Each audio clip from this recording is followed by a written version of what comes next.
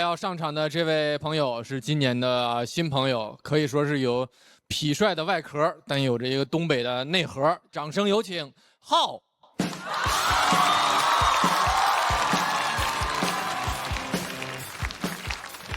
Hello， 大家好，我是浩。这节目播出之后，收到了很多网友的好评。他说：“哥，你真是我见过最像流氓的律师。”但是我来自一个挣得发邪的家庭，你搁我们家别说流氓了，搞笑都是违禁品，因为我们家人觉得搞笑会让人滑向轻浮的边缘，没有任何幽默感。我的法官母亲第一次到线下听我讲脱口秀，被主持人问说：“阿姨，您觉得您孩子讲怎么样？”我妈说：“以上他说的属实。”所以说我身上这股歪劲儿到底是哪来的？我只能说我家原生态没有问题，但是有外来物种的入侵。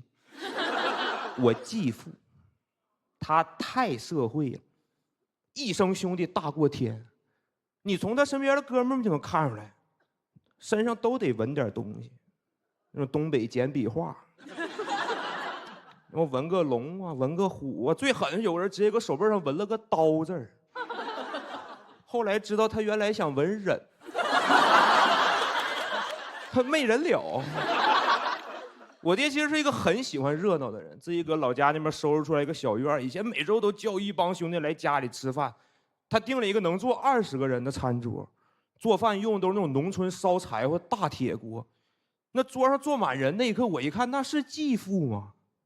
那不教父吗？但是最近这一年不用大铁锅了，因为来的兄弟越来越少，他看着也有些落寞，因为不做大锅好多年。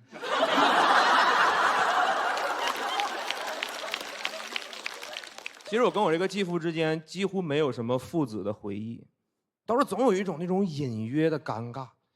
以前都是他每天送我去上学，车上常年播放着相声，我俩都喜欢，但是都不笑。一直到高考结束，有一天他突然跟我说明天去看相声，我才知道他居然找人花了大价钱搞了2张北京德云社20周年北展剧场的演出门票。很感动，2张票，其实我可以自己去看的。那是我俩第一次，也是唯一一次单独出去玩。结果第2天转头他就把火车站给搞错，路上赶火车的时间一下子就变得不够。但是我发现他一边开车一边把墨镜戴上，那一刻我下意识把安全带插紧了，就因为我知道如果他在驾驶的过程中戴上这个墨镜啊，这个墨镜就帮他屏蔽掉一切会导致他分心的光线，包括红绿灯。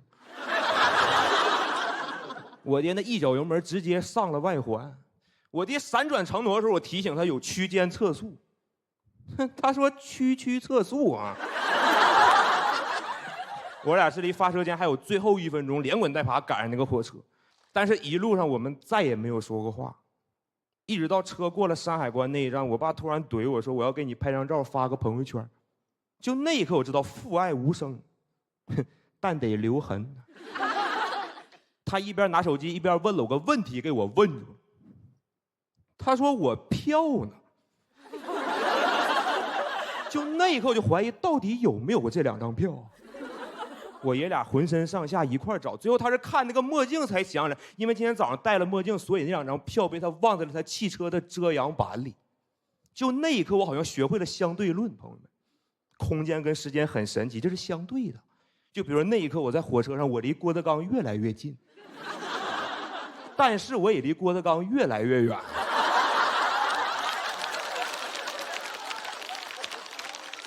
我知道接下来我俩一定会在下一站下车回家，山海要给我俩关回去。但是我爸啥话也没说，他又把他的墨镜给戴上。他戴上墨镜之后给刚子打电话，不是德刚啊，是手背上有刀的那位。电话通知我爸说：“刚啊，干啥呢？我跟孩子去北京看演出，都过山海关了，发现票落我车上了。你开车来追我俩，能追上吗？刚子这辈子没有质疑过他大哥任何一个指令。刚子说：“哥，你这话说的，有啥追不上的？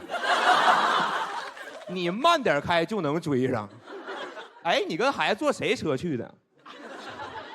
我爸说：“动车。”刚子给电话撂了，就再也没打通。但是到了北京之后，我爸依然选择早早带着我站到那个北展剧场那个大铁门的外面。我印象很深刻，我们俩就那么看着剧场外面的人由少变多，又由多变少，天色一点点变暗。我们一直等到开演前15分钟，那个时候我想的是至少已经见过北展。就在这个时候，从人海里出现了另外一个戴墨镜的男人，刚子。我爸见到刚子说的第一句问候震撼我到现在。我爸摘下墨镜看着刚子说：“有点慢了啊。”我们仨就一起往剧场走。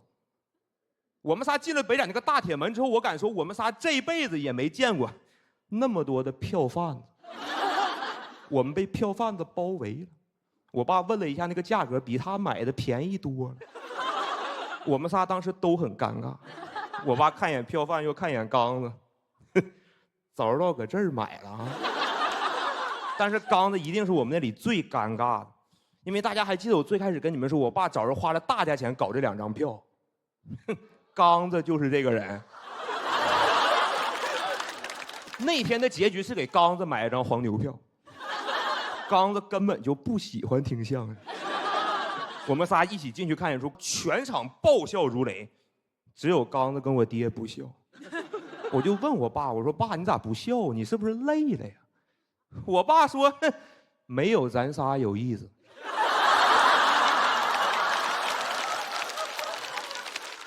几天之后，我爸开始陆续收到违章通知，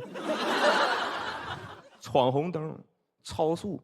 但是最让我震惊的是，刚子啥信儿没收着，还获得了一次重新考驾照的机会。